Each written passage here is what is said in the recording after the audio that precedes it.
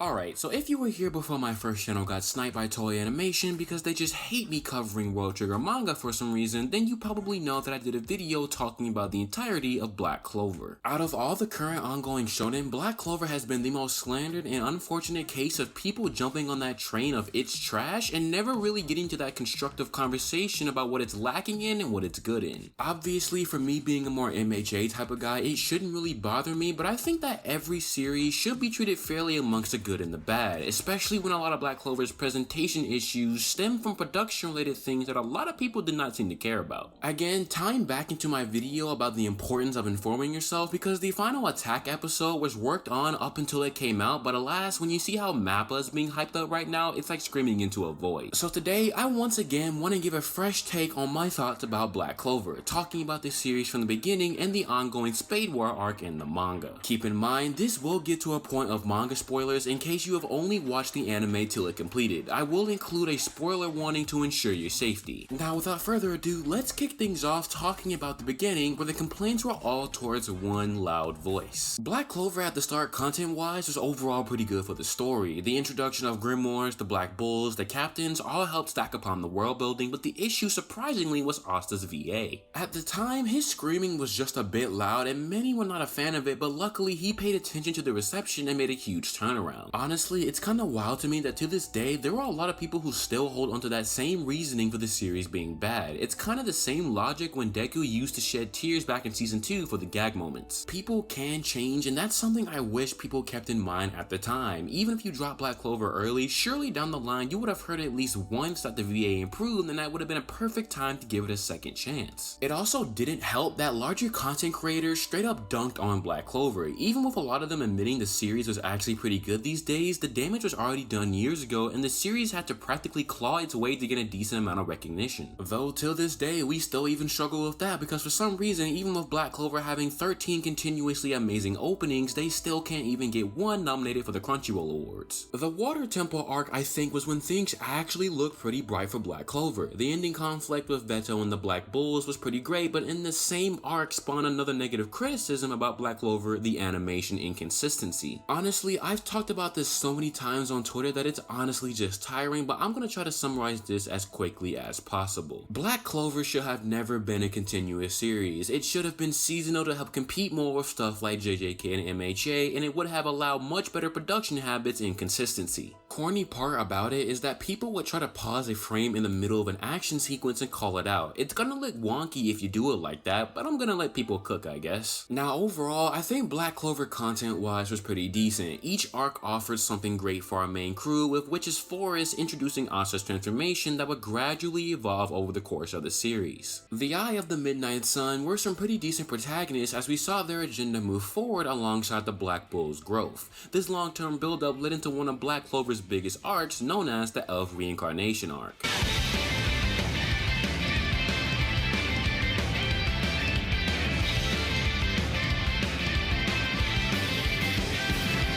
Elf arc did a lot for the Black Clover world as we know it, giving us the fights, power-ups, epic moments, character development, and lore upon the first Wizard King. Personally, for me, Elf arc overall was good, but at one point it did start to go downhill for me. I think once the episode of Lich versus Asa and Yuno took place, I gradually started to not enjoy the second half of the arc. Not saying it was bad, but it just wasn't good as the first half. I think it has to do with a mix of emotions, honestly. For instance, the backstory of the elves, the Wizard King, and Zagreed was excellent, but Zagreed in the flesh was a huge disappointment. He just talked a lot, the dialogue felt a little bit too repetitive, and was just overall not that impressive for me. On top of that, we also had the Julius situation, which let me just say, for the sake of his magic, does make sense while he's alive, but I'm not sure how much I am a fan of it till this day. I'm more so waiting to see what issues might come of it once the truth gets out, so that's more of a work in progress issue. I will say though, Noelle was one of my absolute favorite parts of the arc, dealing with her family drama and stepping up to the plate as a magic knight. I know a good amount of people felt like this arc can be compared to My Hero Academia's Paranormal Liberation War arc, but I'm gonna just have to disagree. The aftermath of the Elf arc cannot even begin to measure up to PLW, however there's something that can, and that is the Spade War arc.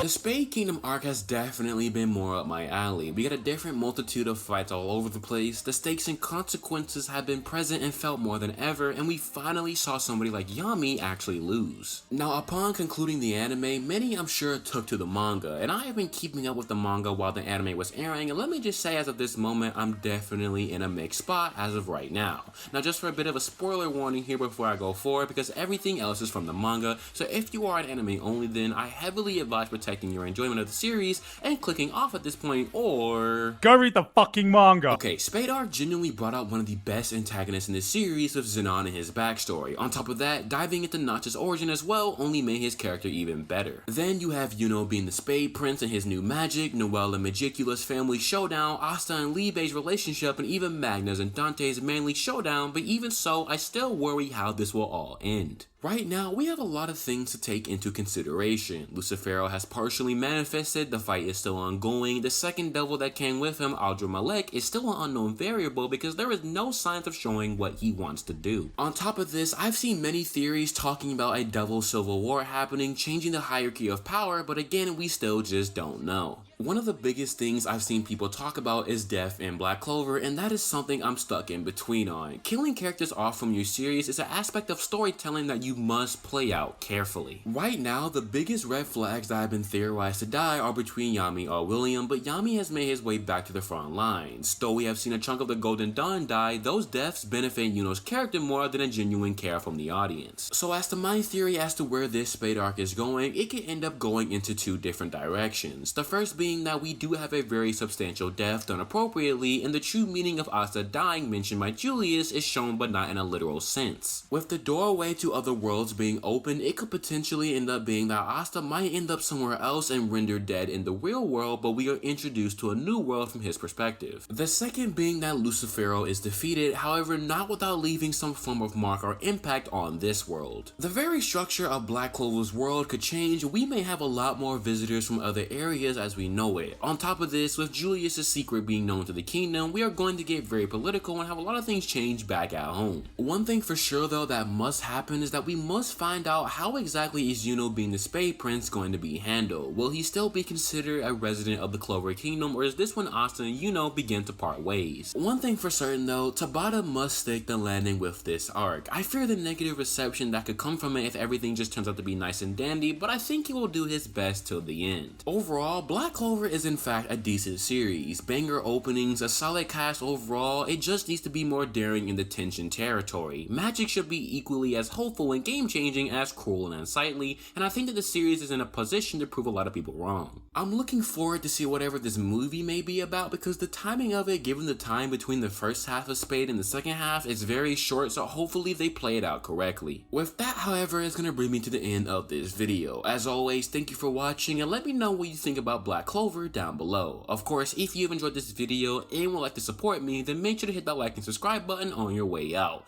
As always, stay safe and warm out there, and I will catch you guys in the next video.